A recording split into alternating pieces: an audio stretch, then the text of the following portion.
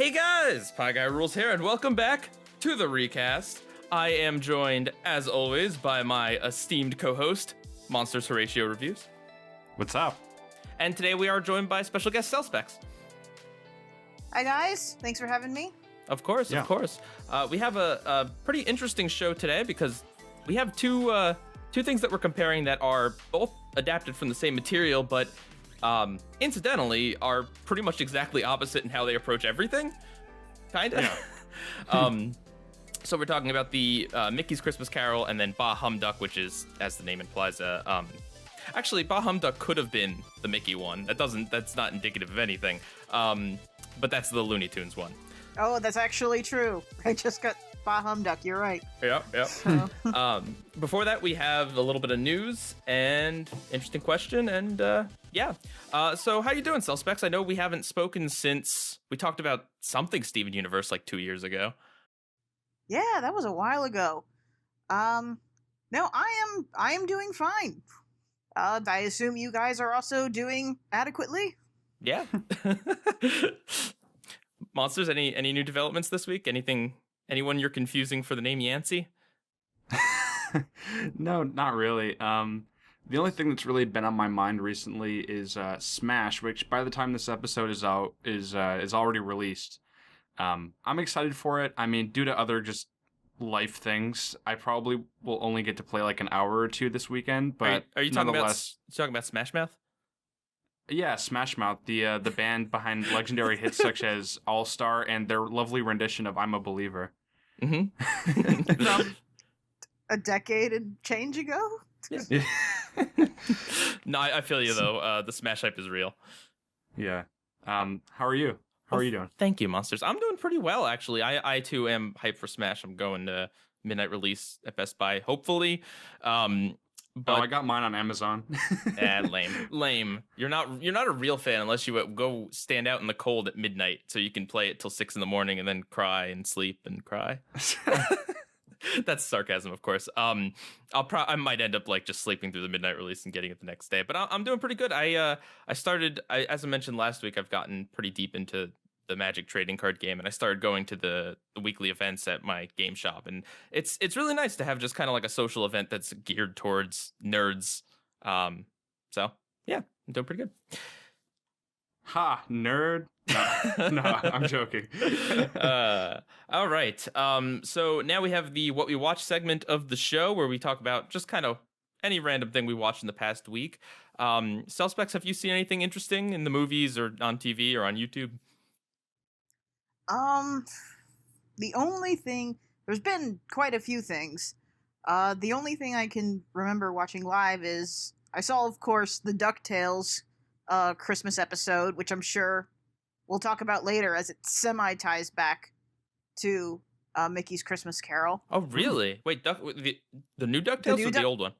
The new DuckTales. Oh. Have you not been watching the new DuckTales? I have not. Nope. Oh my god, I love the new DuckTales. Okay, I'm going to talk about that later.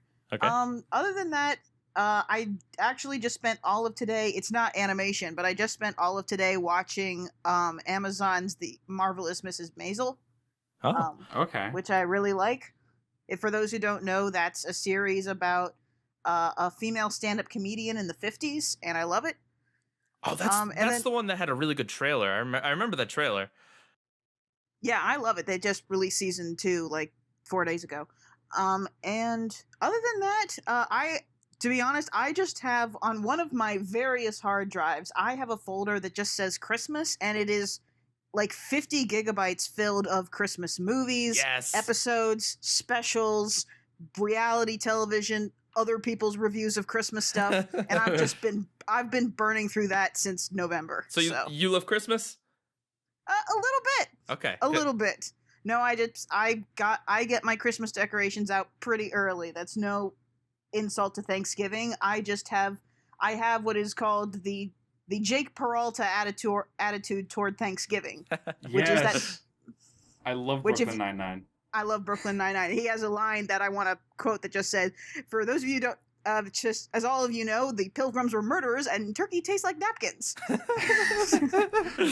That is true. Ham is far superior, as is Brooklyn Nine-Nine. Monsters! I'm gonna skip over Yes. you and go next. Okay. So as previously mentioned, I'm still making my way through Animaniacs, but I saw an episode that was really cool. They basically took all of the segments and mixed up the characters in them. And what I found interesting about the it April Fool's special. is that was that what that was? I saw that when it aired on Kids WB, Holy and cow. there was an advertising on how they were mixing up all of the characters. But did you see when Lubago was live on Kids WB? Yes, I did. Yes. I still remember. I remember him singing the songs for each of the things. Yep, I remember Mom's that. number I remember. 5. Except he talks about his Pokemans. I remember the Christmas carols they did on that too. Oh yeah. The mixed up Christmas carols. Huh. All right. Well, anyway, what I found most interesting, I mean, I love it. I love how they were like kind of self-referential with their, like they mixed up the formula. Like a lot of Animaniacs is kind of formulaic, but they really mixed it up. And what I found interesting was that they had a segment called Mindy and the Brain, which features the little girl from the Buttons and Mindy shorts who is overly enthusiastically like loving to Brain. And it made me think, like, did some producer see this and was like, yes, in like 7 years, we got to put Pinky in the Brain with Elmira. Because, the segment worked as it is, but like I know that series has a very infamous reputation. But that was pretty interesting. There was also the first appearance of Katie Kaboom was in this, which was weird because they didn't even establish that cartoon before they mixed it up. I don't know if it's a production order thing, but it was also mixed with the Chicken Boo shorts, which I don't like. And I gotta say, I'm not really a fan of Katie Kaboom either, so that one was kind of dead to me. Those are the segments that pretty much rely on one joke. Yeah. And I'm not a huge fan of that. I'm not like huge on the Good Feathers either. But they're more entertaining than those. But the really interesting thing is the last segment of that is an Animaniacs segment, but with Slappy as Dot. But the funny thing is that they have Saddam Hussein, but it's so darn insane. I don't know how. I don't know, man. Animaniacs got away with a lot of stuff. Yeah. It was very short, but it was pretty satisfying. And then speaking of cartoons that have had Saddam Hussein on it, I also saw this week's South Park. Me too.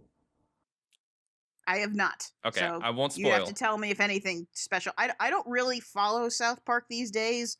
Usually, if they do something huge, I hear other people talking about it. Mm-hmm. This was an interesting episode. Like I want to just kind of say, because I know my opinion on South Park has been people care because I've had very strong opinions, but I have to say this season I don't think is like a strong like, yes, we're back to the golden years, but I do think that it's been a decent uptick. They've gotten rid of like certain annoying recurring things like Heidi last season or just everything about season 20. But this episode is interesting because it deals with the topic of anxiety. And it's kind of like the Sissy and other episodes where it's basically Cartman takes hold of some cause to just be selfish with it. He of course he doesn't have anxiety, but he uses that as an excuse to just put a box over his head and be on his phone the whole episode. I think is really interesting. I mean, I don't want to get into like too deep a discussion about like anxiety and chilling yourself away, but I do think that like as someone who's dealt with anxiety issues and who's kind of broken out of that a little bit, like I do think that we live in a culture that is very quick to like enable people to withdraw themselves away. Like anxiety is a very real thing and a very frustrating thing to deal with, but the answer is not to hole yourself up and never interact with anyone ever again. And I feel like there are some people on the internet especially that want to encourage the idea of just like, well, hey, I have a mental illness, so everyone around me has to adjust to that, and I have a right to sit around and do nothing. And it's like that's just not how the world works. So I don't know. South Park had a really kind of satirical, interesting take on that, and I think they might continue into next episode. I didn't find the episode very funny, but I thought it kind of had some interesting things to say on the topic. Monsters, what did you think? Yeah, it certainly had some good social commentary. I thought that the ending of the episode was really good. Not going to say what it is, but I'm really curious to see how this, because, I mean, just in comparison to the past couple seasons where almost the entire season has been an arc. Yeah. This season has followed a bit more of the formula of like I don't know what, season 17 or 18, where it's like the beginning episodes are kind of mixed around, but then like an arc starts to form towards the end. Yeah. So I think that this was episode like 7 or 8, so there's like 2 more episodes left. I'm curious to see how the season's gonna wrap up. Yeah, I mean it is kind of like the season that had Randy as Lord. I can't even remember which season that is. Just in that it just kind of like references things that happened in all of the episodes. It doesn't. I'm hoping they don't try to go with some incredibly extravagant like 3-part or 2-part finale that just completely like botches everything as they're wont to do. But yeah, it is. I am cautiously curious to see where things are going to go from here. They definitely have I was surprised like how monumental some of the like just the plots and events that were happening were in the past few episodes, and I feel like they were rarely, if not at all, referenced in this episode. It's just kind of like a completely different thing, which I like. I like when South Park isn't serial. Super serial. Well, LOL. let's get serial, guys. Yeah. No, I like when it's a bit more of like an anthology type thing. So. Mm-hmm. Yeah, well, yeah, because it's able to take individual issues and take a look at them without having to try to graft it into some sort of arc, which doesn't make any stinking sense. And beat them to death, yeah. Right, or like when it's the third part of an arc, but then just suddenly everyone has guns because they want to satire guns that week, but it doesn't make sense in the story. Right. But yeah, no. So I am more positive on this season of South Park than I've been, but I still don't think. I just don't think they're as funny as they were. I don't know. Maybe it's just me, but I'm not sure if you would call this a return to form, but I mean, I will say that overall, I do enjoy what the season has had to offer so far. Yeah, I mean, it's nice to see Cartman just being Cartman without having the girlfriend character or having like this overlay of like he's now social justice Cartman or like whatever. It's just Cartman being Cartman in this episode. But it is interesting to see what they will try to graft this into, how they will try to make this a story. I mean, they still haven't ever dealt with like the fact that Canada got nuked last season. Mm-hmm. I don't know if they will. But anyway, so that's what I've been seeing. Monsters, what have you watched? So yeah, I watched that South Park episode, and also over the weekend, some of my friends and we watched a movie called Your Name. It was my first time watching it. I believe in Japanese it's also known as like Kimi no wa or something. I don't know. Kimi no na wa, yes. Yeah. I totally butchered that. Anywho, so Don't worry yeah, about it came out in 2016. I think it wasn't released until early 2017 in the States. It's a Japanese film directed by Makoto Shinkai. It's a animated film, and I'm not gonna lie. At first, and by the way, this is coming from someone that doesn't really watch that much anime. At first, we were just kind of riffing on it because it kind of seemed like, whoa, it's like crazy Freaky Friday, like, you know what I mean? And like there was kind of like I don't know, like a very typical anime opening, and we were just kind of riffing on it, and then like we all kind of shut up and started to get hooked into the story, and let me tell you, like, it was brilliant. It was such a crazy movie. I got so invested into the story, and some of them were weeping at the end. Like, it really hooks you. And I don't really want to reveal too much because... Well, what's it actually about? I've never heard of this. I'm going to try to explain it in as, like... Give me the log line. Condensed terms as possible, but basically there's a guy and a girl, and they end up by living in each other's bodies, but there's something strange that brings them together. Okay. All right. It really takes a hard left turn in the middle. It does, yeah. And it goes a place where you really don't expect it to go. All I'm gonna say is there's a big element of disaster movie in it as well. I don't want to spoil much because the way that I went into it was like not really knowing anything about it, and I feel like if I had already known how it was going to end up, then like I probably wouldn't have been as shocked and as invested by the twists that happen and by the resolution. So all I can say is, like when you start watching it, trust me, it's not the same by the end of the movie, and I think that you'll really enjoy it. I'm surprised that it didn't really receive any Oscar buzz in the year that it came out. Oh, trust me. A lot of us were very frustrated about that. But the Academy's attitude Right. towards anime films has been pretty well regarded. The fact that Silent Voice last year didn't get any mention at all, but of course, Ferdinand and Boss Baby did, was of course a whole thing. Isn't like Miyazaki the only person that's had like an anime Oscar one? He did, and the whole thing is like it was Spirited Away, and that's kind of the thing of is that everyone talks about it's the only one that was nominated and got an Academy Award. It's like, yeah, because it was up against not very great films that year, with the exception of Lilo and Stitch. Monsters, is it better or worse than that episode of Jimmy Neutron where Jimmy and Cindy switch bodies?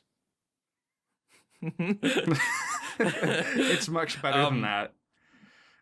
I don't know how to really recommend it enough without giving away anything, but trust me, like I think anybody that seeks it out will really enjoy better it. or worse than Sausage Party? Oh my god. I'm gonna Stop. Whatever you're suggesting, it's better than that.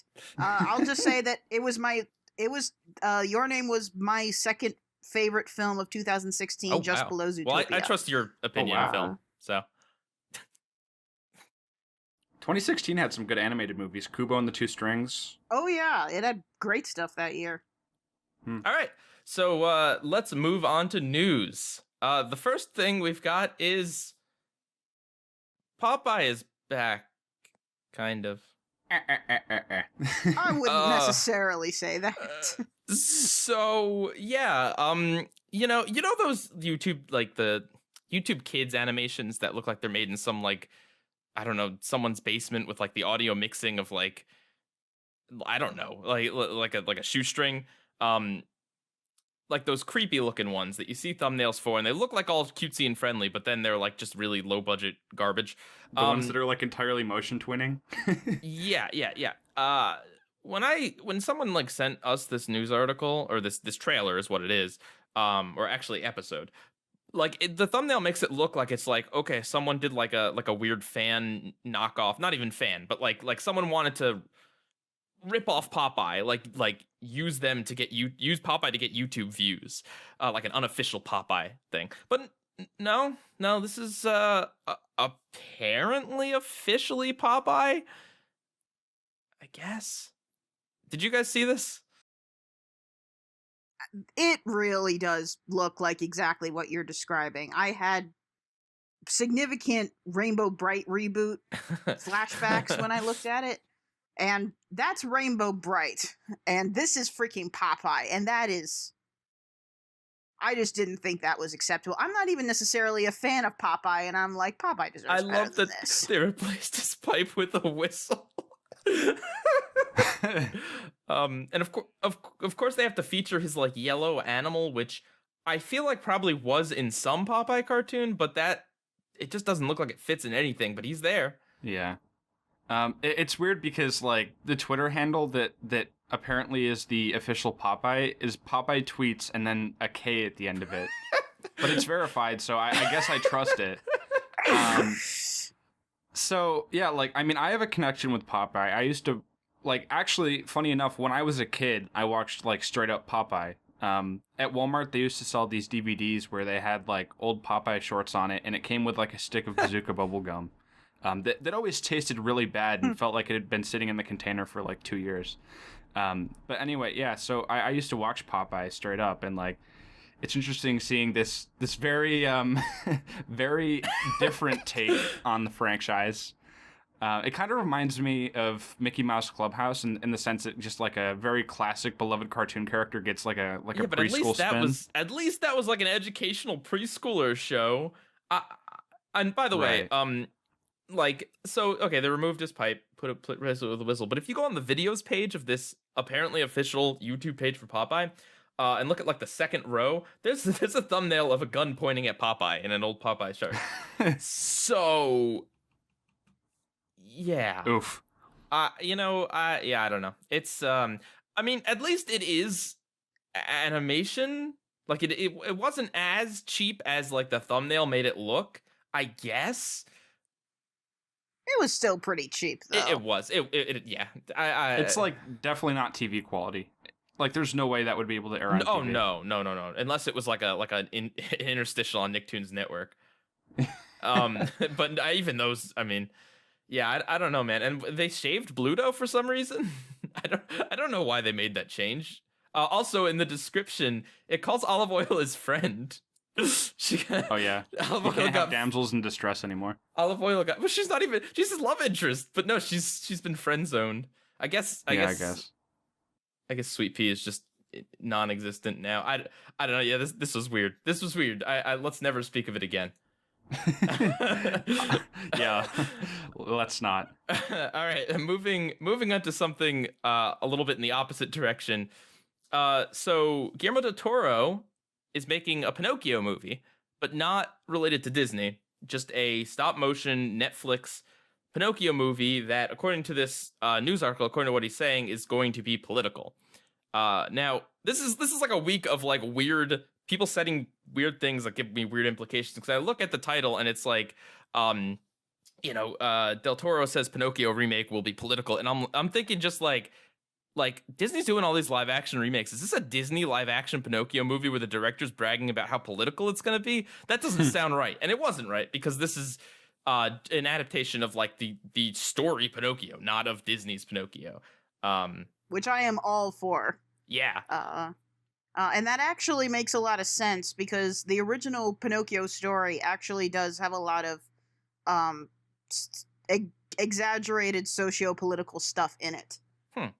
So it looks like he's going to try and make a more traditional adaptation, which I'm interested to see, because it's freaking dark. Like, there are people that try to kill him. I mean, even in the Disney movie, it's pretty dark. Isn't there like I don't know, aren't they like kidnapping boys or something? Well, yeah, every version has that. Do I remember? Am I remembering Pinocchio wrong? No, but that's true. But in the story, like, there's people that try to hang him. Oh my goodness! And the only reason he doesn't die is because he's wood. Huh.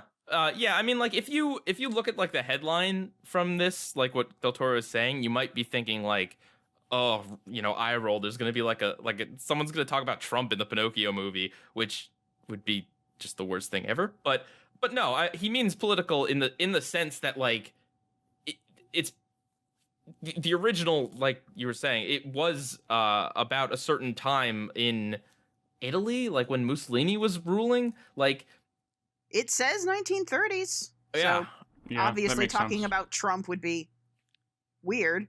Yeah, I mean, like, it's gonna have parable most likely to what's going on in today's society, which I think is perfectly fine. As a lot of media does, like, it's there to to have a message, and that's perfectly fine.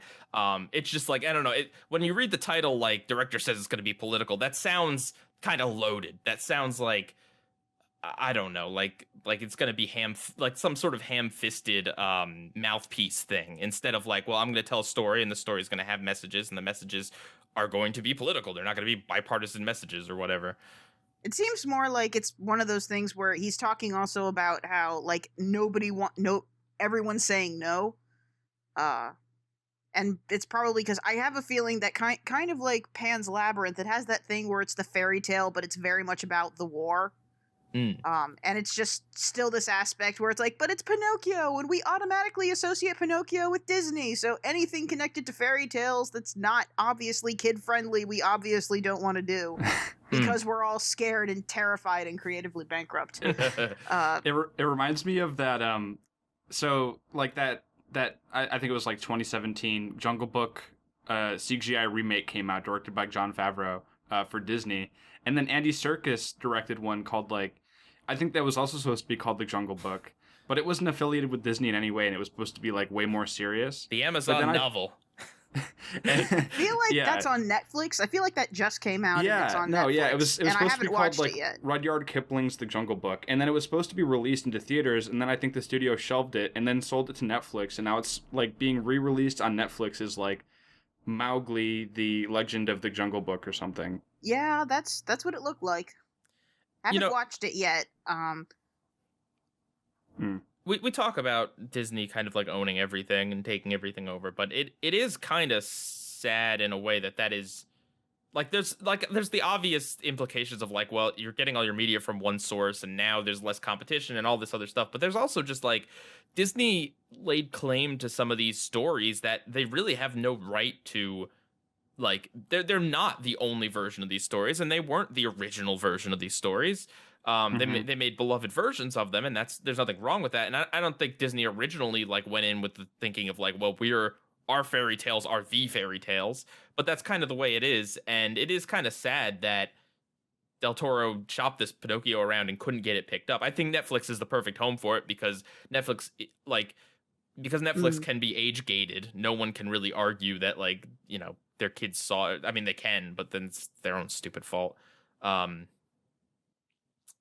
I don't want to take a heavy stance on this because I've never been like a giant fan of Pinocchio, not because I dislike it, but just because I never really, you know, had any form of just desire to watch it. I've seen it a few times, obviously, but like, but I just want to say, like, at least for me, I almost feel like I'm kind of experiencing a bit of a fatigue from political commentary in just recent years because I don't know, and like I hope it's not that heavy-handed either because I just feel like and I don't mind political commentary. I especially don't mind social commentary, but I feel like politics is invading so many areas of our life now that I just like almost want to use entertainment as a way to escape that. And I understand that there's important issues that need to be addressed and need to be discussed and talked about in entertainment and media, but like I feel like I can't watch something without being berated by all of these political messages and whatnot. You know what I mean? Do you know anything about Del Toro, Monsters? Yes, I'm a fan of his work. I love Shape of Water and Pan's Labyrinth. Yeah, I've seen a lot of his movies. I like the time he was on Always Sunny. No, I haven't seen that. He also wrote the foreword for the Adventure Time book. Really? Yeah, he's a fan of Adventure Time, apparently. But you he's know, a cool guy. I from what I know about it, I trust him that this isn't going to be some political mouthpiece. I think. I mean, and when he talks about, well, a lot of his other films are like that. They're political without necessarily pushing one particular overt thing. Agenda. Yeah. That was all over Shape of Water. Well, yeah, it takes place during the Cold War and it has Russians in it. And yeah, it definitely has it. But it doesn't feel like it's not. Yeah, but you're right. It doesn't feel like it's necessarily ham-fisted. It feels, I guess, because of the time period, it feels like just kind of a natural occurrence. Mm-hmm. Just like natural consequence kind of thing. It's like we're set in this time. This just feels like the kind of stuff that would happen for the time that it's set. Mm-hmm. Right. It also is like a government thing too. And I mean, he says in the article just that like othering is one topic, and I think that's a topic that makes perfect sense for Pinocchio. He is literally like as other as you can get. He's an inanimate object that has been animated, and so I think that's a very relevant theme. Like I've like a few years ago, I went on Twitter and I was like, oh, I don't get why people politicize things and whatever. And it's like, I like media has always had messages, and there's nothing really wrong with that. Exactly. It's more just I hate it when certain like a YouTuber reviewing, you know, Nintendo games like takes a moment out of his review to be like, oh, and by the way, Trump sucks. And it's like, I don't even necessarily disagree with you, but it's just kind of like, you're not making a statement. You're not being brave. You're not doing anything other than just kind of inserting your agenda like randomly, haphazardly, mouthpiecey into whatever it is you're making. And you have a right to do that, you know, as a creator. Like I think, but I just kind of find that to be a bit obnoxious. And I think that there's a clever way to do satire, and there's a clever way to comment on what's going on socially and politically. And then there's like, you know, Brian Griffin from Family Guy, you know? Yeah. So yeah, but this should be an interesting film either way. I trust him. Yeah. Yeah. And yeah, absolutely. Won't be the last time we talk about something Pinocchio related. So our last piece of news is that Henry Danger got extended for 10 more episodes, which brings it up above iCarly's numbers and makes it, I believe, the longest running Nickelodeon sitcom. How do you guys feel about that? Well, I feel like Nickelodeon likes the monies, and they were going to end Henry Danger most likely because Schneider is not around anymore. And but since Henry Danger is still as popular as it was, and since it's, I guess, making them some amount of money somewhere somehow, I think that they probably wanted these 10 extra episodes from the start, but they were probably a little nervous about having a different showrunner. But now that they saw that everything is apparently fine, they're just gonna wring 10 more episodes out of this thing. Mm-hmm. Yeah, it's definitely no iCarly though too. Like iCarly had ratings records for Nickelodeon's. Like it was insanely popular, and I mean, I bet Henry Danger is still probably one of, if not the most popular sitcom on the network. But I doubt it's doing like numbers comparable to iCarly. Some of its better viewed episodes have kind of gotten up there, which is saying something because Nickelodeon's ratings have been on the decline in general. But yeah, it is no iCarly in terms of viewership. I mean, quality aside, but it's interesting. I mean, I think that it's possible that they could extend it further. Maybe I don't know. I mean, I've only seen the pilot. I haven't seen anything beyond it. I've seen too much of that stupid show. Oh, at least Game Shakers is over. That's all I can say. But yeah, that is what it is. It will be interesting. I think they're gonna Nickelodeon is gonna do a Dan Schneider sitcom without Dan Schneider, like a new one. I think they're gonna try it. I genuinely think they're gonna try his stupid formula that's been done into the ground. I think they will because there's money. Two adolescent girls come up with a VR game that gets really successful. Oh my goodness. And let me guess, there's like a 20-something guy that they interact with that's all wacky and supposed to be an adult, but he isn't. And then there's also a nerdy guy that they hang around too. Right, and they pick on. Definitely. Oh, God. All right, well, moving along, we have a holiday-related question from Pixar Princess over on our Discord server. You can check out the link in the description if you want to hop over there and ask us a question, or submit news articles, or interact with us in other ways. She asks, or he asks, what are some Christmas specials you enjoy? So, very simple question, but for some reason, Monsters had a very difficult time with this one. Well, I did it first just because, like, I don't know, I don't really seek out Christmas specials. Like, if they happen to be on during the holiday season, then I'm like, okay, I'll tune in, I'll watch it. But like, I usually, like, I don't go out of my way to be like, oh my God, it's Christmas time, I need to watch these Christmas specials. I don't know. I'm not exactly the most festive person in the world, but to answer the question, I mean, if we're talking like, and this isn't really a special, I thought of the Cartoon Network City Christmas branding. Where it's just get like, out of here! No, I am not letting your choice for favorite Christmas special be branding. No, that's not my choice. I just wanted to bring it up. All right. Okay, that's fine. But like, you might have to explain this to me. I'm not quite sure what you guys are talking about Monsters right now. is talking about the, like, in between the shows during Cartoon Network City era, like 10 years ago. You know, they'd have those bumpers with the cartoon characters in the city. No? I'm sure it's on YouTube somewhere. Okay, yeah, they're bumpers that air between the cartoons that bumpers can be creative. Oh, no, no lies. Listen, Again, I remember Kids WB's doing its original carols with Pokemon characters and stuff. Oh goodness, no! Listen, I love bumpers just as much as anyone else. I spend hours watching old Cartoon Network bumpers, but to say that that's like your favorite Christmas special is I was just bringing it up. Okay, all right. Answer the question. So just a brief list of some Christmas specials that I enjoy. Ed and Eddie's Jingle Jingle Jangle always comes to mind for me. Love it. I mean, it's good. I love it. I love Eddie's character in it. A Dickie.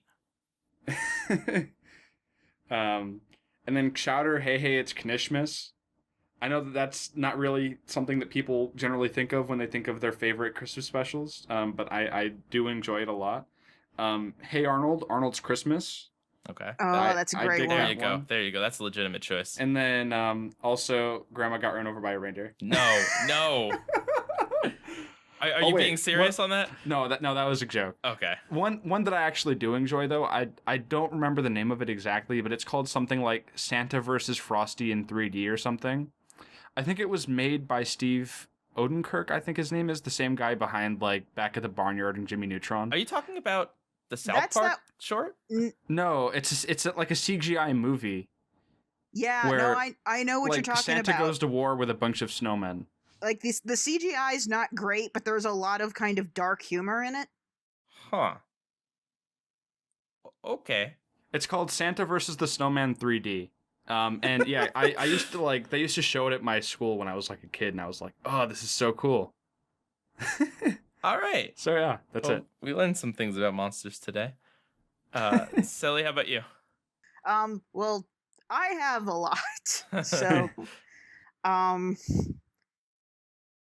so to list all the ones, I mean, obviously I love classics like The Snowman is one of the best pieces of animation ever, period. In my impression, I love the Community special, Yes! Abed's Uncontrollable Christmas Yes! in stop motion is fantastic. I love everything about that.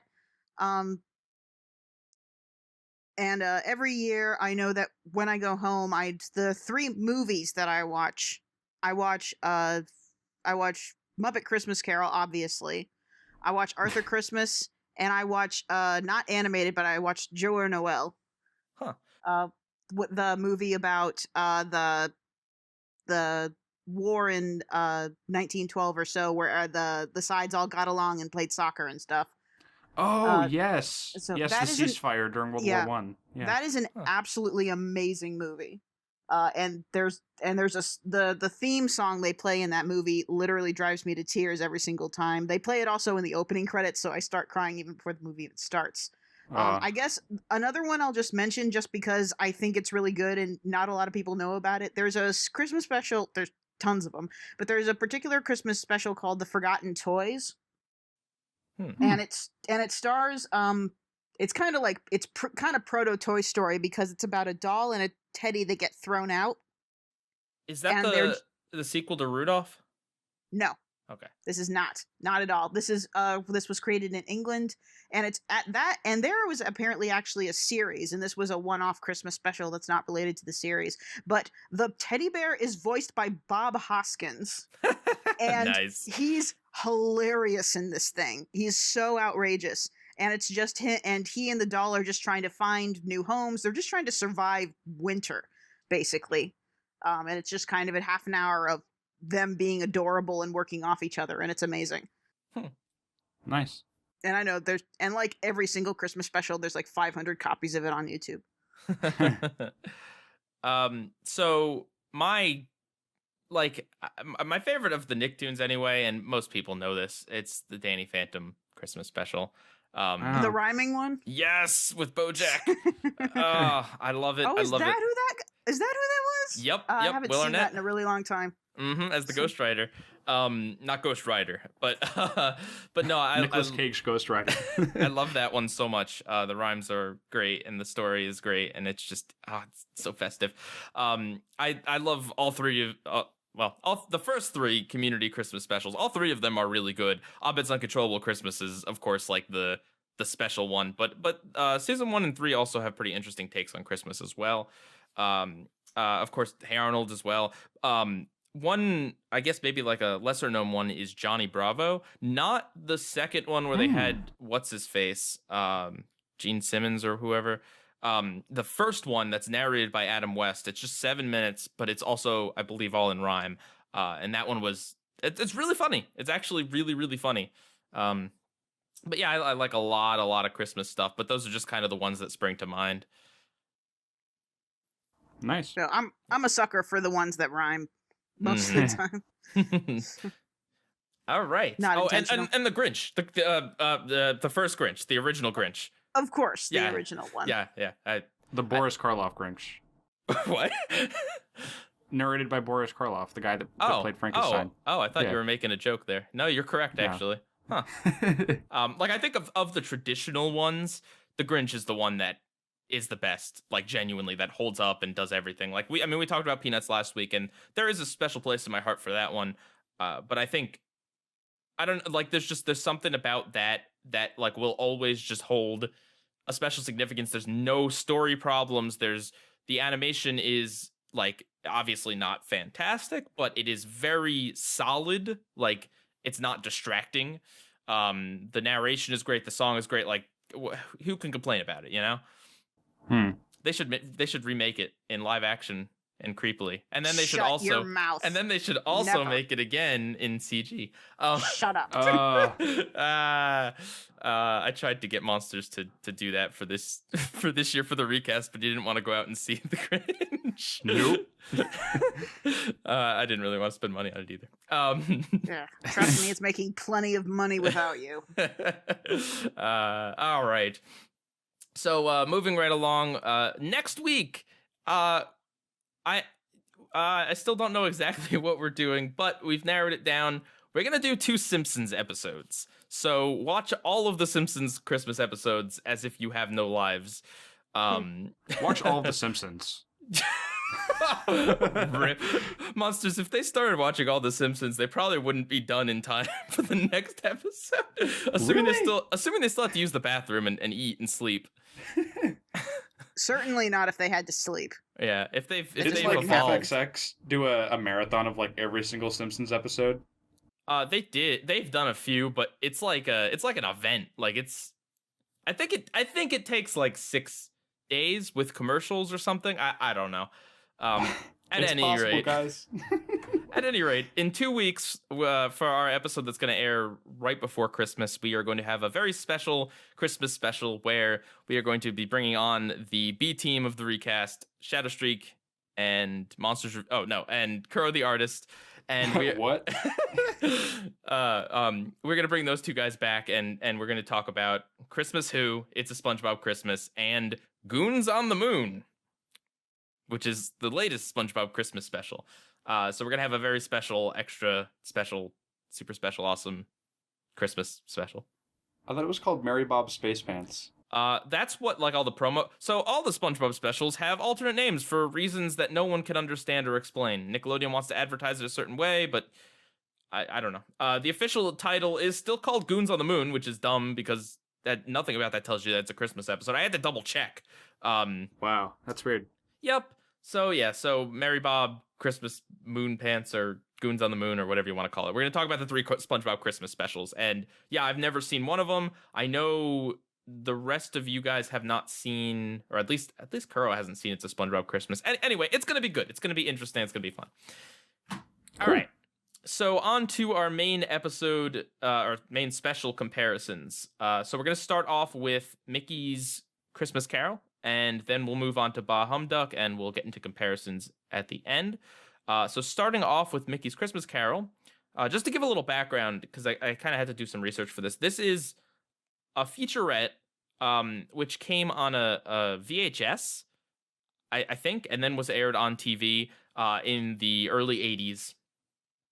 So this is not theatrical, but it kind of has theatrical quality animation. It's better than like a television special, but it still is not a movie. It never was. John Lasseter worked on this, interestingly enough. Yep.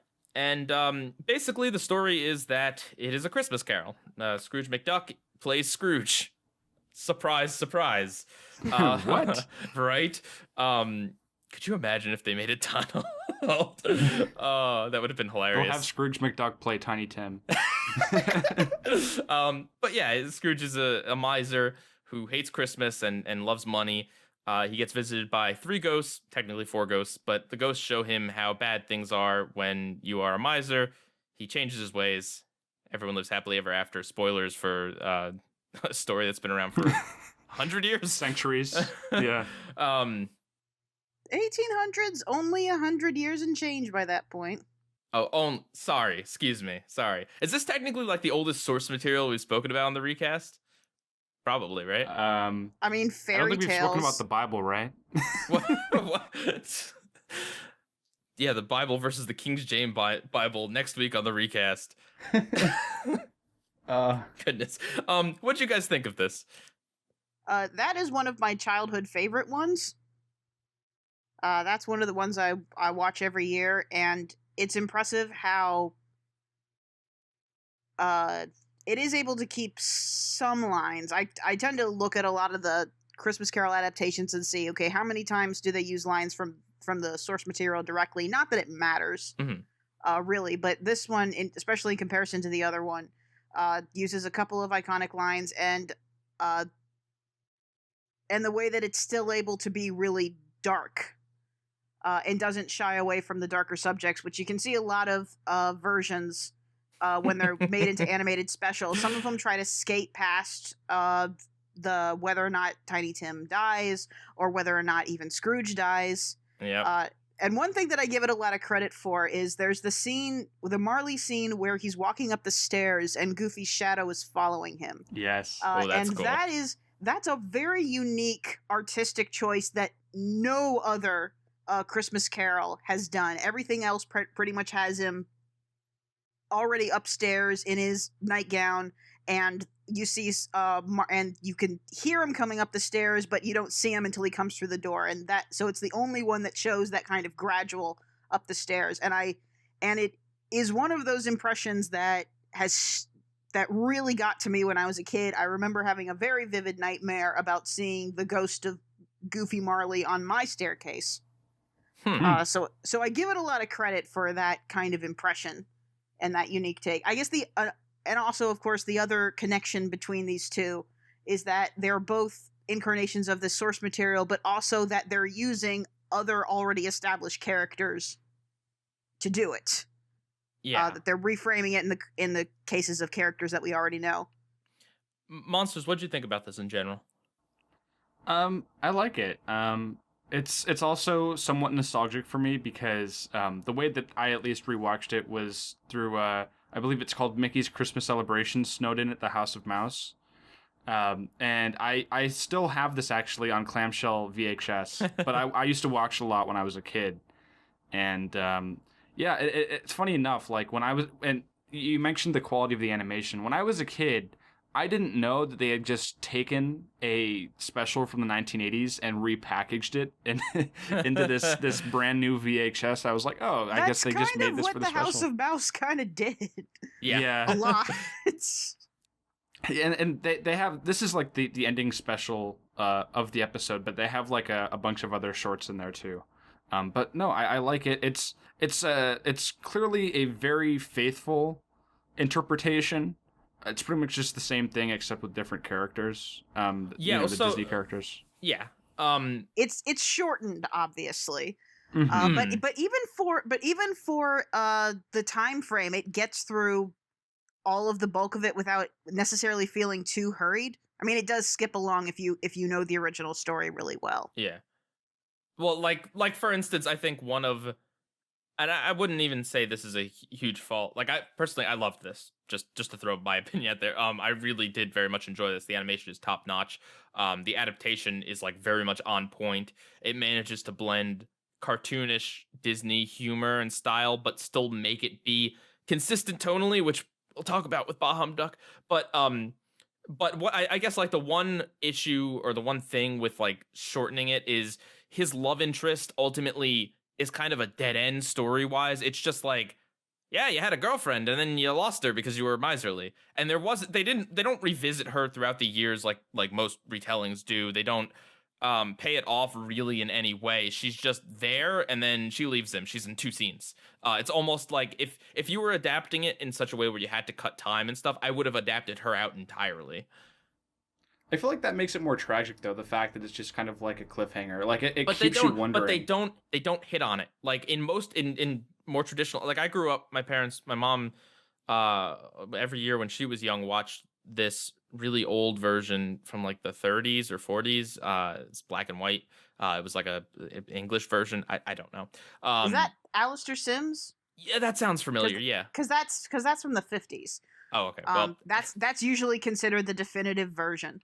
I have no scale of time, but yeah, no, I grew up watching that, and like in most versions, if they want to really drive the knife home, they'll have a final, or like they'll show her older and they'll talk about kind of what happens to her. That's tragic. Whereas this is just, they kind of drop the character. We don't know what happened to her. She could have, maybe it was a good thing she didn't marry Scrooge. Probably was, honestly. Yeah. I honestly, in most of the versions I've seen, that is pretty much all they do with his love interests. They show them meeting.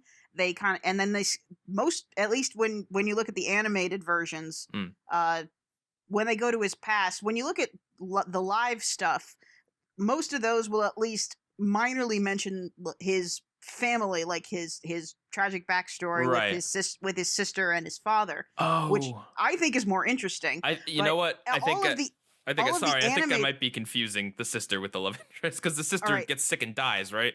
Yeah, okay. Exactly. Yeah. And the whole thing, like, why, and I always thought that was way more interesting, just because, because it talks, because that by itself explains where Fred comes from, and why he still determinedly comes back to Scrooge all the time, because he says, well, my sister loved him, and ergo I know there must be something good about him. Right. And that's the whole reason why he still reaches out to them. And that means so much more to me than, hey, look, here's this girl you wanted to marry that left you. Fair enough. Because that's the thing that all of the animated versions at least reference in terms of his tragic backstory. It's like, why don't you do more with his sister? Although, to be fair, I will say the love interest had probably what I thought was the funniest part of the thing, where she talks about having a honeymoon suite for years, and Scrooge is like, by the way, you missed a payment. I foreclosed you on it. like the fact that is pretty neat. That I know that's an original thing too. Yeah. Your payment was late by 1 hour. Well, so that's okay. One of the things I love about this is that Scrooge, and maybe it's because I've seen Scrooge in so many other things, but like, he sells it, man. Like, he does not come off like a cartoonishly evil guy. He comes off like a really, really tight-fisted, mean person. Like, he's still, despite the cartoonish lines that he gets here and there of like, I foreclosed on my beloved, her honeymoon suite as she's asking if I want to marry her. Like, they have stuff like that, but it's played so straight that I never feel like, I don't feel like I'm watching a cartoon necessarily. I feel like this is a character that could exist, and I feel like that's really cool. No, you're right. He's not really over the top in his not like, unlike another special, he's not too over the top in his miserliness. He's just kind of a grump and goes, you generous people, you're all such idiots. Yeah, he's not evil. I wouldn't say he's not evil. He's just kind of basically is kind of Scrooge's thing. Scrooge's thing is never that he's not like an aggressively horrible person. He's just he's not a community person. He's a exactly. He's a selfish, like, I'm looking out for me. I'm yes, I'm allowed to tax you because that is like by the books. Like, he's lawful, I guess lawful evil maybe, or lawful neutral, where lawful evil, you're neutral. It depends on your definition of evil and neutral. I lean toward evil because he's obviously selfish. Right. It's self-serving. It's ultimately about. Yeah, I'm gonna drop that thought there. Okay. That's. I don't know where I was going with that. Okay. One of the interesting things, and you started to touch on it before I cut you off, but this isn't just like Mickey Mouse characters. They throw in like Jiminy Cricket for some reason, and then there's also like characters from like Mr. Toad. Yeah, the two characters that I didn't know who they were for the longest time are from Wind of the Willows. Oh, like is that the Sherlock Holmes and Watson guy? The Sherlock Holmes and Watson guy. They look like Sherlock Holmes and Watson. I'm like, they do look like that, but they're from Wind of the Willows. Okay. Good thing they didn't have any characters from Song of the South in there. I would look at the background because there might be something. Maybe. I mean, granted, this was the 80s. I think by the 80s, they were already kind of, maybe not that. Yeah, maybe we won't reference that. Actually, still sounds me there's an entire ride based on that. Well, they briar patched that. Like, they distanced themselves. It's not from Song of the South. It's from the Briar Patch. But anyway, I thought that was a neat touch. Like, I mean, you were talking about the House of Mouse, and that is like the quintessential Disney crossover insanity show. Yes. But it's cool to see just kind of incidentally, like, I didn't expect Jiminy Cricket to show up, and he makes sense. I mean, he literally plays the moral conscience in his movie. And then who was the giant from? Is that from like Jack and the Beanstalk or something. Yeah. There's Mickey Jack and the Beanstalk, which is I don't think is technically. Is that a movie? Is I that think it's a considered short. one of the classics? I think it was a short. I think it's a short, but yeah, that's where he's from, and then obviously Pete, who shows up even before he was in Goof Troop. He was a common villain in a lot of old Mickey Mouse shorts. Right, and I should also point out that some viewers might think this is like the origin of Scrooge McDuck, like they made this character to serve in A Christmas Carol, and they just brought him back for DuckTales. That's not true. This is, I think, one of his, I mean, definitely his most prominent, like, animated version up until then. But he was a comics character for a long time, decades before this. So it's not like it's interesting because, I mean, maybe they made this because they had a character named Scrooge McDuck. I mean, the inspiration for his character was the story. Yes, of course. Obviously, because of his name. So it honestly just kind of makes sense that they did this and made him the star. It makes sense. Yeah. Is this the only time that Mickey's ever have kids, by the way? Yeah, I think officially. Yeah, I think so. Can I also point out that Minnie doesn't have any lines? She looks like she's going to talk. Par for the course in a lot of Mickey Mouse stuff, honestly. So especially every once in a while, just like, hey, does Minnie have a line in here where she just doesn't talk about how awesome Mickey is? Nope. Basically no lines.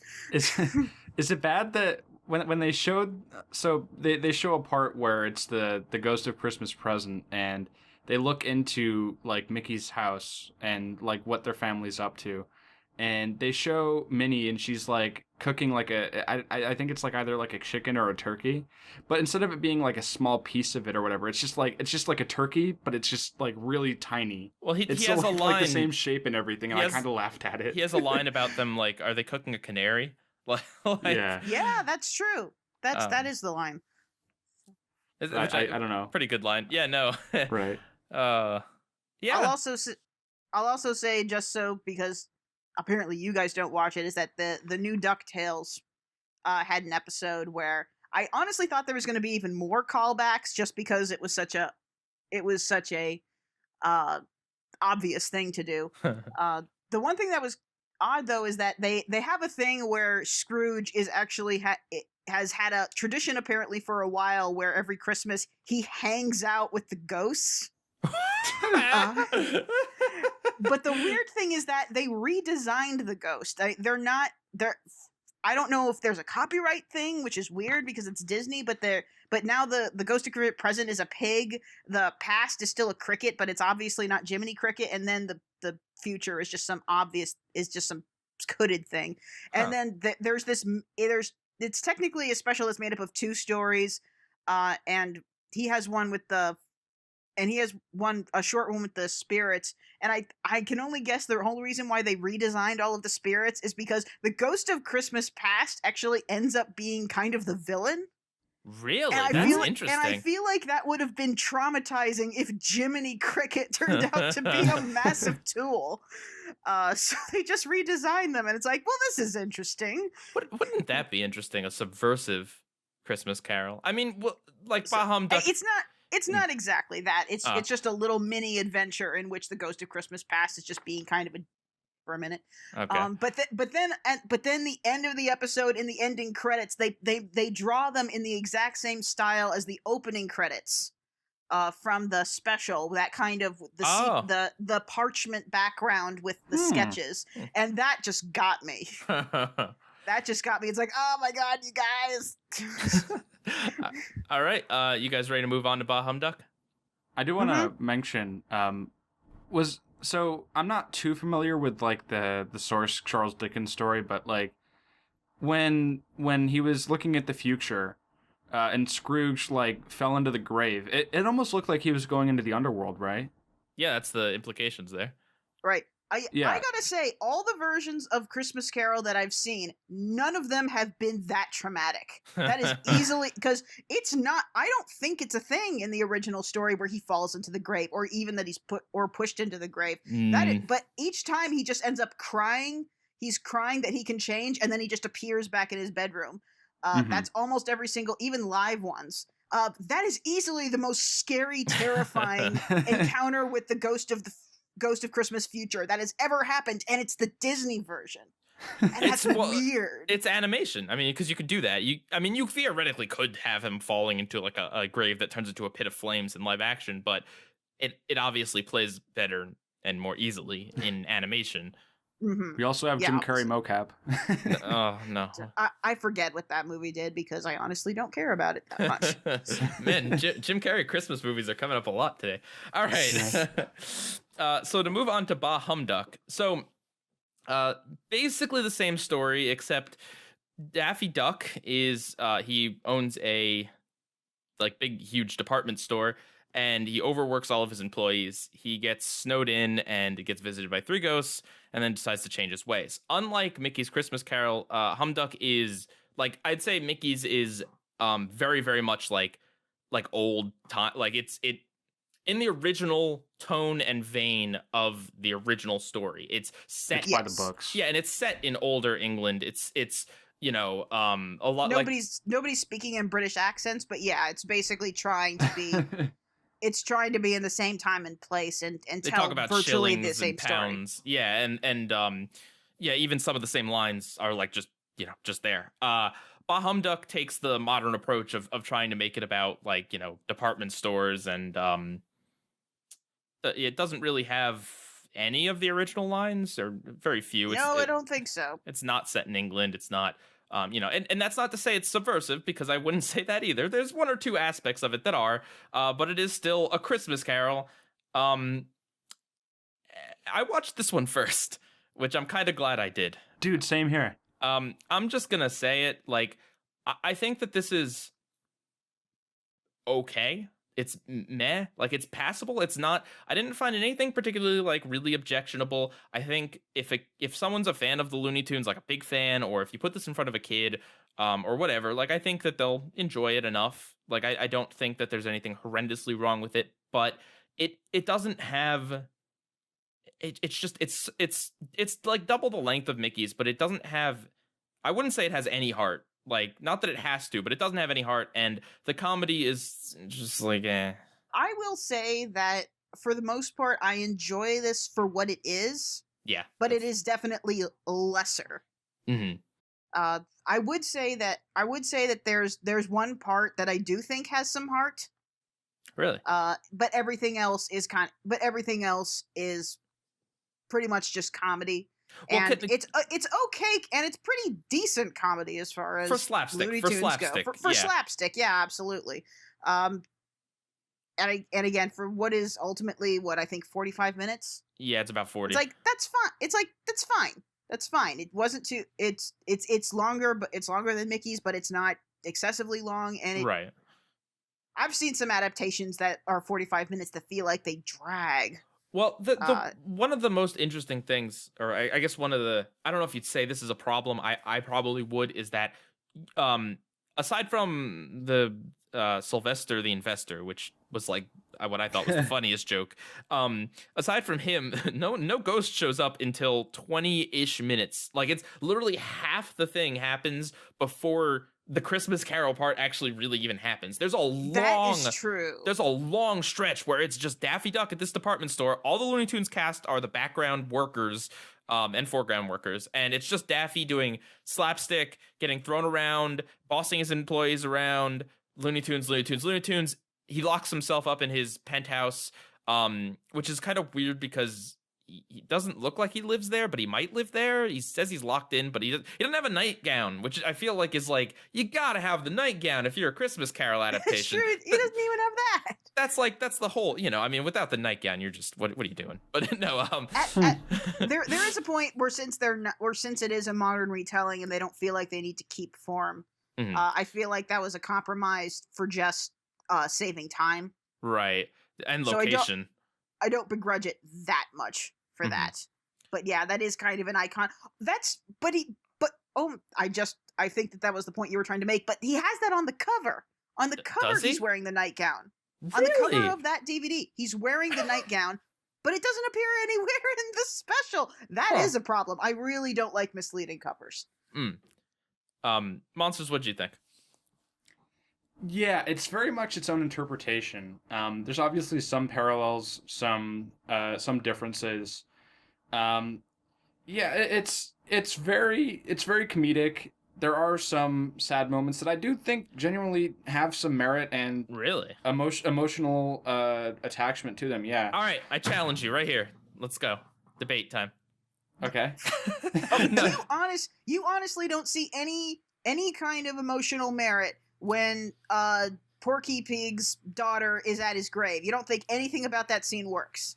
No. On an emotional Hang level. on, hang Priscilla on. was a bit too preachy. Well, I don't hate the emotional stuff in this movie. Like, I wasn't like rolling my eyes like, oh, how dare they? But I don't think that this movie ever makes the transition correctly from comedy to like sadness. Like, I think it's all right. But no, I wasn't moved by any of it. I personally.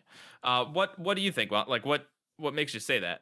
Well, the two moments I found the most sad were pretty much directly at the beginning when there's like a little baby penguin, and it's like rubbing its belly asking for food, and then Daffy's just like, whatever. Like it just looks like it was like so cute, and I was like, like it needs food. I don't know. And All right. maybe that was just a personal thing. I don't know. No, it's fair. Just the way it's that fair. it was, the way it was drawn and animated made me like that, and it's just drawing. But I'm just like I need to like provide for it. Okay. Anyway, motherly instincts kicking in. Mama obviously. monsters. Yeah. And the other moment was the Ghost of Christmas Past, where they explain perhaps where some of Daffy's bitterness might have come from, where they visit the orphanage. Like, I thought that was extremely well done. I mean, I didn't hate it, but I just they throw so many kind of like slapsticky Looney Tunesy gags around it that it just kind of feels, and it's so brief. It's like wacky. Daffy Duck was an orphan. That's why he's so alone. Wacky. And it's still Daffy Duck. Like, I don't, maybe it's just me that it's just hard for me to overcome this hurdle, but it's like Daffy is not, I don't think Daffy is the kind of character that you ever want heading up anything that's supposed to be incredibly heartfelt. Like, I'm not saying the character can't do genuine like emotion or genuine sadness or whatever, but to have him be like the lead and to have him be as cartoonishly miserly in the first half of this, and then to pull out like, well, yeah, but he was an orphan. Like, come on, the poor guy. Like I didn't feel happy about him. Like I felt sad, but I wouldn't say I was like very sad or moved. I do think that, like, I think one of the pros of the special is that it doesn't take itself too seriously. Right. And I'm not saying that's not to get into comparisons. I'm not saying that that's a detriment of the first one. Of course. Because it does take itself seriously for the most part. But no, like, I just like how this is just, you know, they did have some sad moments, but it was just generally carefree in the tone. I wish it was honestly that way, like the whole thing. I wish they never really even tried that hard to be, and they don't try super hard. I don't know. I guess that was just, that's it's really one thing. just those two bits when they yeah. at the end and when they say that he's an orphan, where they're trying to sell that. But I totally get what you're saying. The level of kind of how bad he is, of how over the top cartoonishly bad he is, and not just that, the way that all of the other characters are constantly telling him how bad he is. Yeah. You know, the way that, like, even when Granny shows up as the Ghost of Christmas Past, everyone is literally very literally beating the crap out of him because of how terrible he is. You're really just beating into his skull, and all the way until the end, all the way until Ghost of Christmas Future, he still insists that, nope, I'm still a grumpy so-and-so, I'm still a trash thing. And I'm not saying that the girl's speech at his grave is anything like transcendent or anything, because I remember getting to that part and going, okay, he's such an irredeemable piece of trash. What exactly is this girl gonna say to make me feel even a little bit sorry or sympathetic to him, or what can this girl possibly say that could possibly make me just perceive that any living being would even bother giving him just a little bit of sympathy? And that's because it's Daffy Duck. Again, if they had cast it as anyone else, any other Looney Tunes character, really, you could put Elmer Fudd in the lead, and I would think that maybe he has more of a chance of kind of selling like, you know, emotional redeeming moments. All right. Can I just say that that since this new era, since Elmer Fudd technically can't be a hunter, that between this and the Looney Tunes show, their reinterpretation for Elmer Fudd is kind of just to make him depressed. Grilled cheese. Like the creators just kind of decided, well, like I remember that there was a Robot Chicken thing with Elmer Fudd that he said, where he says something like, "Oh, the TV censors say that I can't have a gun on screen anymore. That's my livelihood." And then it feels like the creators of New Looney Tunes kind of took that idea and then just ran with it in the fact, oh, they took his gun away and told him he can't use his gun, so now he's depressed all the time. I haven't even seen a New Looney Tunes short with Elmer in it. That's interesting. First, I do want to point out that I did feel for Porky when in the present where his daughter was just like, I've been good all year and I really want this doll, and he's just like, yeah, I don't know. Yeah. How did you guys feel about basically recasting Tiny Tim as Priscilla, which is, first of all, kind of a weird... I mean, is Priscilla a character in Looney Tunes? No, I think that's a created character, and I see nothing particularly wrong with it. I mean, certainly in a really goofy comedy like this, I don't think that giving her cartoon cancer would have been appropriate. She's not disabled. She's perfect. So I'm okay with that. You know, that's a good point. I didn't think about that. I was just thinking that maybe because the voice they give her and the giant eyes, it's like, I mean, yes, like Tiny Tim... I guess I think that as a Tiny Tim surrogate, she did her job. Yeah, I get the impression that she comes off a little bit too much, and I totally get that. I think that it was probably, for the tone of this special, I think it was laid on just enough. That's fair. I said, I don't think that what she says at the grave is particularly amazing. I think that given what we had, to give us just that tiny little inkling of sentiment, I actually think that was delivered really well. I actually like that just enough that I can say that it works. You've swayed me a little bit. All right, fair. To hit on what you said earlier, obviously Looney Tunes is Looney Tunes, and with the exception of there not being humans, and the fact that this special basically predates it by and the fact that it predates it by roughly 5 years, I feel like this almost kind of feels stylistically like a precursor to the Looney Tunes show. Like that's a good point. It really does. It feels exactly in tone with what that show does. Yeah. Well, there's more slapstick in this than there is in the Looney Tunes. There is a lot more slapstick. Right. But that's a good point. Can we talk? Okay, what I really want to talk about is Bugs Bunny. Okay. And by Bugs Bunny, I mean Billy West Bunny. I didn't like Billy West's voice. Yeah, I love Billy West, and he did it. Same here. Okay, this feels like an impression of Bugs Bunny. That is a solid impression, but at no point did I ever feel like this wasn't Billy West. It's not like I looked this up ahead. Like, no, I heard him say one line, and I'm like, that sounds like Fry. And then I looked it up, and sure enough, and then at times I was like, that sounds like Doug. This sounds like Ren, I think Ren. No, Stimpy? Yeah. One of them. Yeah, he voiced both after John K. quit. Doesn't he do both of those? That's true. Yeah. But he sounded like but anyway, like it's a good impression, but it's just like there were moments that were very questionable. And then it's also compounded by the fact that Bugs Bunny does nothing. He is useless. Yeah, he's just kind of like a quippy guy to point out when Daffy does something wrong. He's just like... Which again, doesn't make him special to like 5 other characters that constantly tell him how terrible he is. He's just one of like 500 other characters constantly telling him what a garbage person he is. And the weird thing is that Bugs doesn't seem to have any connection to Daffy in this. Like in the Looney Tunes show, they're roommates, and then, you know, other interpretations, it's like they know each other or whatever. But like here, it just kind of seems like Bugs went out of his way to torment Daffy. And I get that Bugs kind of saw him be selfish, but it almost felt like, I don't know, it felt like Bugs was butting in. but that's because his role in this is like it could have done what Mickey did and have him be the Porky. Well, I guess you couldn't have him be Porky. You could have had him be Fred, maybe. Well, I thought that's what they were kind of going for, but then they couldn't think of any connection that would make sense. So it's like, what if it's...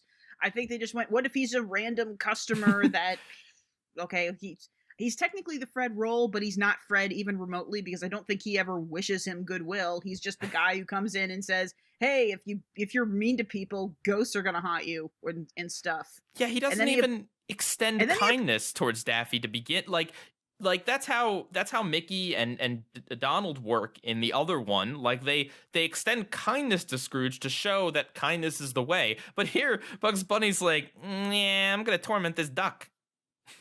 That's kind of his thing, though. That's true. Bugs Bunny, I mean, it's one of those things where you kind of have to look at it on a cartoon by cartoon basis in terms of what motivates him. Mm-hmm. But kind of just screwing with people is kind of what Bugs Bunny does. But why was he even stuck in the store? It doesn't make any, like... Also, why did Priscilla Pig show up at 5 a.m. on Christmas Day when his dad when her dad had to go to work? Okay, was she expecting there to be a doll? She was applying for a job. It's possible on Christmas Day he didn't have anybody to watch her, so he needed to take her there. Who was watching her on Christmas Eve?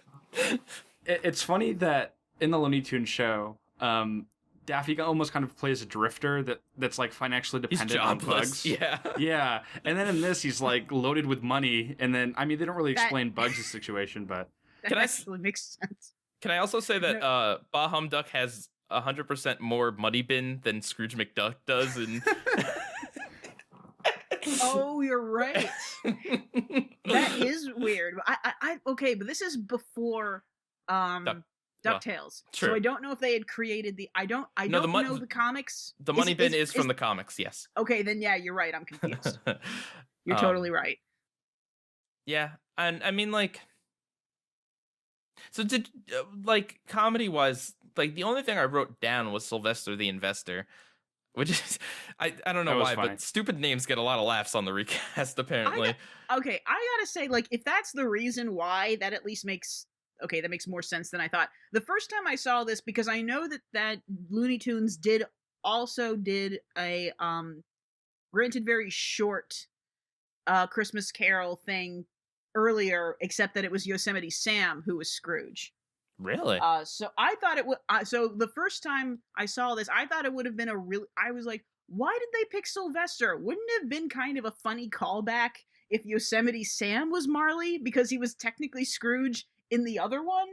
I thought that would have been funny, and so I don't really know why they made him Sylvester. I didn't see any sense in that. But if it's just because Sylvester the Investor was such a great pun, that's like, okay. I want to point out that I think the music is exceptional in this special, and I don't think half the humor would work without it. It's so there. Looney Tunes really doesn't work without a great score, and I think the different shifts in music work so well, especially with Yosemite Sam when it gets really fast paced, and I just think the music and every little sound effect and every way the score kind of complements the slapstick humor works so well. I love it. Now I'm a really big fan of scores that go with the slapstick, because it seems like there are certain feature films that seem to have forgotten of that. Mm-hmm.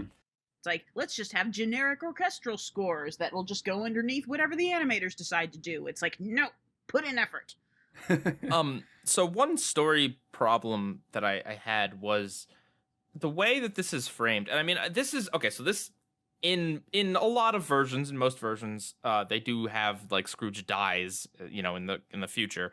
And then that's how Scrooge gets his line of like, tell me how I can mend my ways so that the future can... I don't know the line. But anyway, in this version, it makes it look like, and you touched on this earlier, CellSpex, that it makes it look like Daffy literally only changed because he was threatened with death. It's like the ghost was like, listen, you're going to die if you don't change. And it's like, oh, okay, well, I don't want to die. Like, that doesn't indicate any actual character change. In most other versions, it's like Scrooge is kind of slowly getting it through the story. And then this is just kind of the final, like, hitting point of like, dude, this is how serious this is. You better change. But with this, it really felt like Daffy was just denying everything along the way, and he's like, "Oh no, I die at the end. Oh, I better pay for my life." It was funny when Sylvester the Investor was like, "Yeah, I died because some employee got angry and smashed me with a forklift." Okay, that was a good line too. That was funny. Maybe this is a fundamental flaw with a Christmas Carol, but like Do they ever really explain how the greediness leads to Ebenezer Scrooge's death? I don't think that's ever the point. It's more about it's less the Because it's fact like that if he he changes dies. his way, he'd still die. Hang right? on. I don't remember which version. I think this might have been that old version I saw. I'm pretty yeah, I'm pretty sure he dies because his like chambermaids, like the people that are supposed to take care of him when he was sick, they basically like buggered off because he was a jerk to them. So when he was dying, like they didn't come help him because he was so cheap. Like that's I'm pretty sure it was in the old one. Because I was gonna say, like, if he was to die, like that wouldn't really change anything except maybe he'd end his life on a high note. Well, I mean, if you think about it, like there's a million ways that you can. Well, this is gonna get dark. There's a million ways that you can die if you're alone. If you're not a charitable person, that's true. If nobody's with you when you have an accident, right? If you're alone then 90% of the time, sorry, continue. No, that's okay. But the thing I think that may be true. I don't know exactly what the book says, but I do think that in most cases it's not really about that he dies. It was how everybody was talking about him after he had died. It was, oh, good riddance to that jerk. Good riddance to that. So not as much guy. about the fact that he died, but his legacy. Yeah, a little bit, I think, and then of course in the original story, it's of course how the fact that he didn't pay his parents meant, hey, turns out, guess what? If you're poor, it is actually harder to live when you're sick and get medical help. Everybody who thinks that doesn't matter. Strange amount of people who think that money is no issue if you go to the hospital. Shut up, people. And then in terms of, I'm actually trying to remember in Bah Humduck how much, whether, because it does feel like that in actually a couple of versions, that when he finds out that he died, that's the thing that bugs him out of it. And I really think it was when straw. Well, yeah, but here it did seem to be. Here I felt like it was a little bit more what the cookies. The cookies a little bit. I think he was moved by the cookies. But also I gotta say, for the record, this is the only version I've seen where at the very, very end, he has a little bit of a relapse. Yes. And it's like, that happens in almost no other version, where he like questions like, oh wait, I'm being too generous. And that's totally a thing that Daffy would do. I like that though. Yeah, Daffy that was... would have a briefing thought of at least the moral high. Well, and then he'd immediately go back on it. I feel like maybe that's this version of like what Scrooge does in the other one, where he pretends to still be a miser right before giving a bunch of gifts just for fun. But like in this one, I mean, and reasonably, like you come out of your crazy death dream with ghosts, and you're like, well, I'm gonna give away money, and then you just like throw a ton of money at people. I think even like a non-miser person, am I doing? Yeah, might be like, wait a minute, should I really be doing all this? Like, but no, I like that they did that, and I also like that they still kept him genuine at the end. If I give the movie credit for that, or for anything like story wise, it was a nice wrench in the works, and they still kept it genuine. Like they had him be Daffy Duck in a way that made sense for the ending. Like I think that they did stick that very well. Where like tonally they struck the right chord, where they had jokes about him giving, like, is it too late to take everything back? But then like his heart melts at the little girl. So I thought that was fine. I mean, comparing these two, comparing these two is not exactly fair. I had my rant about fair comparisons last week. Doesn't matter. We're still comparing it anyway. But you're right. I mean, in the sense that like, and I didn't know this when I picked this. Originally, we were actually going to do a Muppet Christmas Carol and one or the other of these, but these ones were a little closer in running time, and neither of them are movies, or like theatrically released movies. So I kind of figured that maybe they'd have like the same chance. And plus, I mean, the Mickey one was made like literally 20 years before. This is 2004 or 2006. And so like I figured it would maybe be kind of a fair chance, but it really is just Mickey's is touching and still funny and just a really pleasant, heartwarming, short, like not like pleasantly short, not like abrupt, adaptation that I would say is, I mean, I haven't seen a ton of adaptations, but it probably is my favorite of the ones I've seen. I like that it doesn't drag things out. I love the animation. I like the adaptation. I love Scrooge McDuck is a fantastic Scrooge, unsurprisingly. And it just feels so genuine and heartwarming without losing like that comedy and that cartoonish like wackiness. It has it in places that it's important.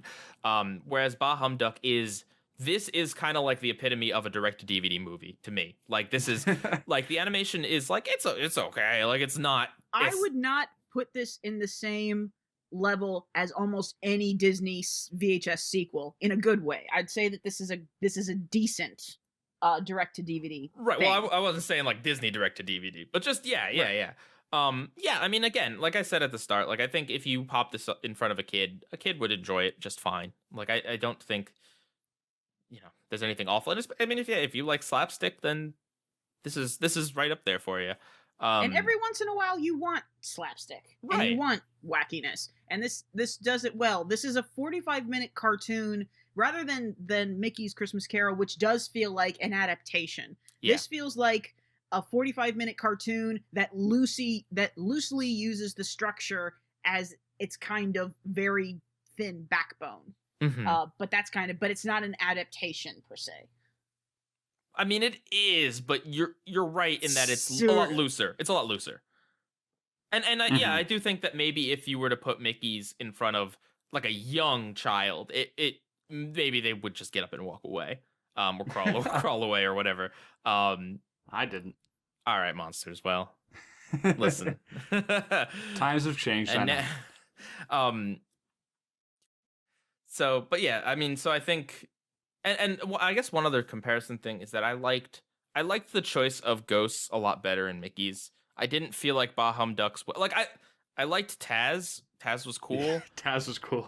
But the other two really, I kind of forgot Yosemite Sam was one of them, to be honest with you, until you just mentioned it.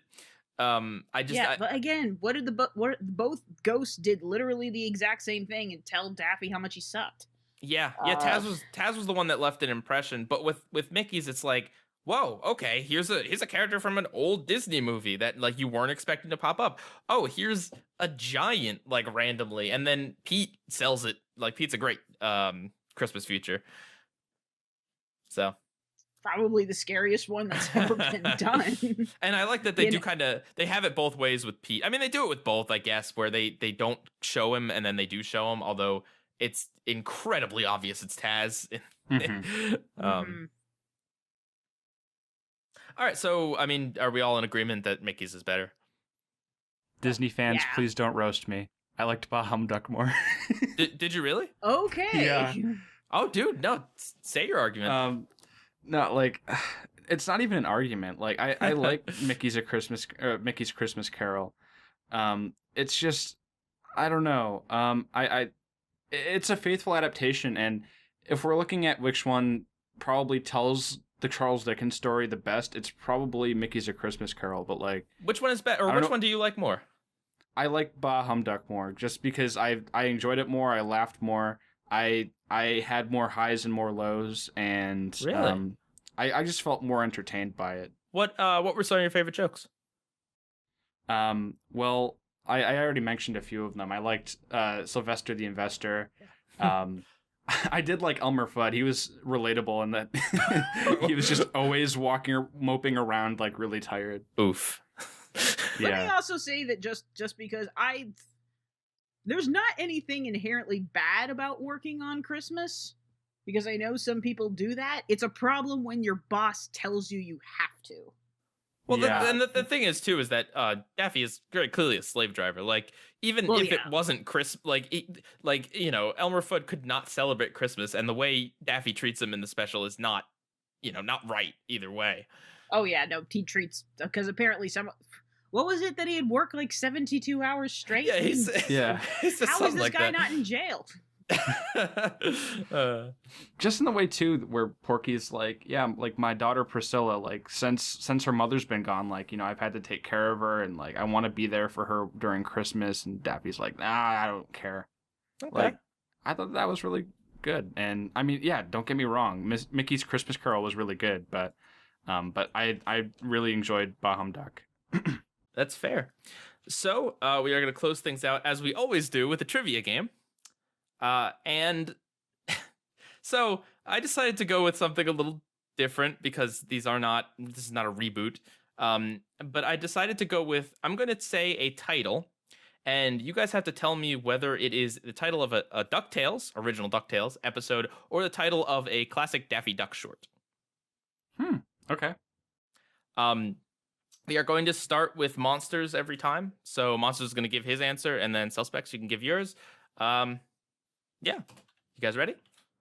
Yeah. All right, I'll try. our trivia. Don't worry, I'm just as lost here. We're a fan of unfair trivia here on the recast. All right, so number 1, where no duck has gone before. Monsters? I'm gonna say Daffy Duck. CellSpex? I'll say DuckTales. CellSpex is correct. It is a DuckTales episode. Woot woot. All right. Number 2, Top Duck. I'm gonna say DuckTales. CellSpex? I'm gonna stick with DuckTales. All right, you are both correct. I figured because if that title is a pun of Top Gun, and Top Gun came out in the 80s. That's a good, Yeah. good Makes reasoning sense. there. All right, so Monsters is 1 and CellSpex is 2. Next question. Next prompt. Nasty Quacks.